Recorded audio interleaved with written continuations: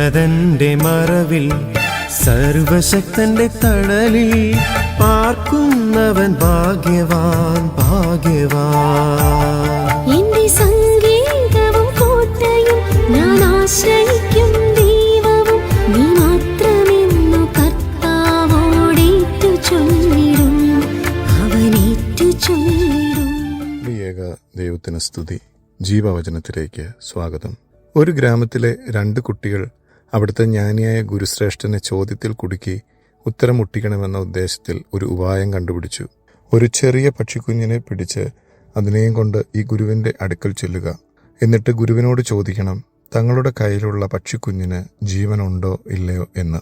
ജീവൻ ഉണ്ടെന്നാണ് ഗുരു പറയുന്നതെങ്കിൽ കയ്യിലിരിക്കുന്ന കുരുകിലിന്റെ കഴുത്തിന് ഒരു ഞെക്ക് വെച്ചു കൊടുത്ത് താഴെയിടണം. ഇനി ജീവൻ ഇല്ല എന്നാണ് മറുപടിയെങ്കിൽ പക്ഷിക്കുഞ്ഞിനെ പറപ്പിച്ചു വിടണം.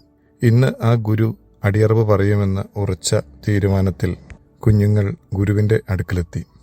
തങ്ങളുടെ ചോദ്യം ചോദിച്ചു. പക്ഷെ കുട്ടികൾ ഉദ്ദേശിച്ചതുപോലെ ഉടനടി ഉത്തരം നൽകുകയായിരുന്നില്ല ഗുരു ചെയ്തത്. തന്റെ മുൻപിലിരുന്ന ജനത്തെ നോക്കി ഗുരു പറഞ്ഞു, ഈ കുഞ്ഞുങ്ങളുടെ കയ്യിലിരിക്കുന്ന കുരുകിലിന് ജീവൻ ഉണ്ടോ ഇല്ലയോ എന്നെനിക്കറിയില്ല. പക്ഷേ ഒരു കാര്യം എനിക്കറിയാം, പക്ഷിക്കുഞ്ഞിന്റെ ജീവൻ ഇരിക്കുന്നത് കുഞ്ഞുങ്ങളുടെ കയ്യിലാണ്.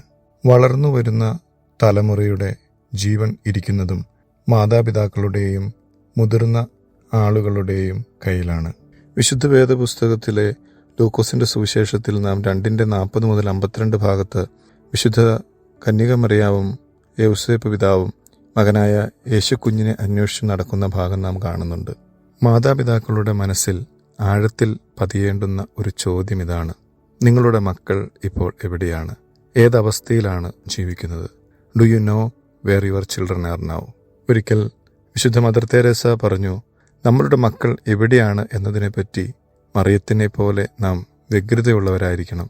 നമ്മുടെ കയ്യിലിരിക്കുന്ന വരും തലമുറയെ വളർന്നു വലുതാകുവാൻ വേണ്ടി നീലവിഹാസയിലേക്ക് പറത്തിവിടാം, അല്ലെങ്കിൽ കഴുത്തിന് ഞെക്കി താഴെയിടാം. നാം നമ്മുടെ ജീവിതത്തിൽ ചെയ്യുന്നത് എന്താണ് എന്ന് ചിന്തിക്കുവാൻ ഇടയാകണം. വളർത്തി വലുതാക്കുകയാണോ അതോ തകർത്ത് താഴെ ഇടുകയാണോ? കളകൾ താനേ വളരും, വിള വിത്തിറക്കി പരിപാലിച്ചാലേ ഉണ്ടാവുകയുള്ളൂ. ഉദാഹരണത്തിന്, നമ്മുടെ നാട്ടിൽ അമ്മമാരൊക്കെ പച്ചക്കറികളുടെയും മറ്റും പഴുത്ത പാകമായ ഫലത്തിൽ നിന്ന് വിത്തുകൾ എടുത്ത് ചാണകം പുരട്ടി സൂക്ഷിച്ചു വയ്ക്കും. ഈ വിത്തുകൾ പിന്നീട് വരുന്ന വർഷങ്ങളിൽ നട്ടാൽ ഒരുപക്ഷെ നല്ല വിളവ് ലഭിക്കണം എന്ന നിർബന്ധമില്ല. കാരണം അതിന് ആവശ്യത്തിന് വെള്ളവും വെളിച്ചവും വളവും കൂടി ലഭിക്കണം. എങ്കിൽ മാത്രമേ കഴിഞ്ഞ വർഷം കഷ്ടപ്പെട്ട് ചെയ്ത പണികൾ പ്രയോജനം ചെയ്യുകയുള്ളൂ. കുട്ടികളുടെ ആത്മീയമായ വളർച്ചയുടെ മേഖല നാം ചിന്തിക്കുമ്പോഴും ഇപ്രകാരം തന്നെയാണ്. നാം എപ്രകാരമാണ് കുഞ്ഞുങ്ങളെ ആത്മീയമായ രീതിയിൽ വളർത്തുന്നത്?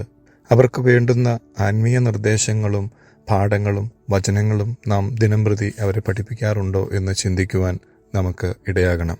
ഇന്ന് പലപ്പോഴും കുട്ടികളെ സൺഡേ സ്കൂളിൽ വിടുമ്പോഴും എല്ലാം മാതാപിതാക്കൾ ചിന്തിക്കുന്നത് അവരൊന്ന് സോഷ്യലൈസ് ആവട്ടെ എന്നുള്ള ഒരു ചിന്താഗതിയാണ്. എന്നാൽ യഥാർത്ഥത്തിൽ അവർക്ക് ക്രിസ്തുവിനെ പകർന്നു നൽകുവാനാണ് അവരെ സൺഡേ സ്കൂളിലേക്ക് അയക്കുന്നതെന്നും അവർ എന്താണ് അവിടെ പഠിക്കുന്നതെന്ന് അവരോട് ചോദിച്ചറിയുവാനും മാതാപിതാക്കൾക്ക് സമയം കണ്ടെത്തുവാൻ സാധിക്കണം. പണ്ട് നാട്ടിൽ വെച്ച് ഒരാൾ പറഞ്ഞ ഒരു കാര്യം ഞാൻ ഓർക്കുന്നുണ്ട്. കുട്ടികളിൽ സ്വതന്ത്രമായ ചിന്താഗതി രൂപപ്പെടണമെന്നുള്ളതുകൊണ്ട് ഞാൻ കുഞ്ഞുങ്ങളെ പള്ളിയിൽ പോകുവാൻ നിർബന്ധിക്കാറില്ല. കുഞ്ഞുങ്ങളെ സൺഡേ സ്കൂളിൽ വിടാൻ പറയുമ്പോൾ നമ്മുടെ ചില മാതാപിതാക്കൾക്കെങ്കിലും ഈ ഒരു തീരുമാനം കണ്ടുവരാറുണ്ട്. എന്നാൽ ഇങ്ങനെ പറയുന്നവർ ഒരു കാര്യം ശ്രദ്ധിക്കണം. തങ്ങളുടെ കുഞ്ഞിന് രോഗം വന്നാൽ നിർബന്ധിച്ച് മരുന്ന് കൊടുക്കാറില്ലേ? കുളിക്കാൻ മടിയുള്ള കുട്ടിയെ നിർബന്ധിച്ച് കുളിപ്പിക്കാറില്ലേ? അതുപോലെ തന്നെയാണ് ആത്മീയ ജീവിതത്തിൻ്റെ മൂല്യങ്ങളെക്കുറിച്ച് മനസ്സിലാക്കുന്നതിനും ജീവിതത്തിൽ പാലിക്കേണ്ടുന്ന തത്വങ്ങളെക്കുറിച്ച് പഠിക്കുന്നതിനും നാം പരിശീലനം നൽകേണ്ടതിൻ്റെ ആവശ്യകതയും. നമ്മുടെ ജീവിതത്തിൽ കുഞ്ഞുങ്ങളുടെ ആത്മീയ മേഖലയിലും സാമൂഹികമായ മേഖലയിലുമെല്ലാം അവരെ ദൈവോന്മുഖരായി വഴി നടത്തേണ്ടുന്നതിൻ്റെ പൂർണ്ണമായിട്ടുള്ള ഉത്തരവാദിത്തം മാതാപിതാക്കൾക്കാണ് എന്ന് നമുക്ക് തിരിച്ചറിയുവാൻ സാധിക്കണം. സങ്കീർത്തനം 127 നാം ഇപ്രകാരം വായിക്കുന്നുണ്ട്: മക്കൾ കർത്താവിൻ്റെ അനുഗ്രഹമാണ്, ഗർഭഫലം അവൻ്റെ പ്രതിഫലമാണ് എന്ന്. അതുപോലെ സദൃശ്യവാക്യങ്ങൾ 22:6 നാം ഇപ്രകാരം വായിക്കുന്നു: ബാലനെ അവൻ്റെ വഴിയിൽ പരിശീലിപ്പിക്കുക, വൃദ്ധനായാലും അവൻ അതിൽ നിന്ന് മാറുകയില്ല എന്ന്.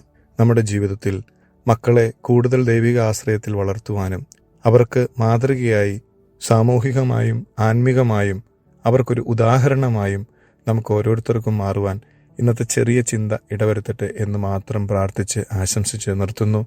ദൈവതിരുനാമം മാത്രം മഹത്വപ്പെടുമാറാകട്ടെ. ആമേൻ.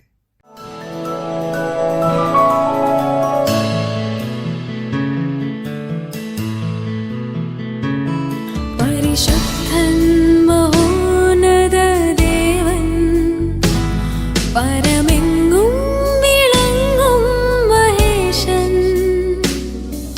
സ്വർഗീയ സൈന്യങ്ങൾ വാഴ്ത്തി സ്തുതിക്കുന്ന സ്വലോകനാഥനാം മിശിഹാ. പരിശുദ്ധ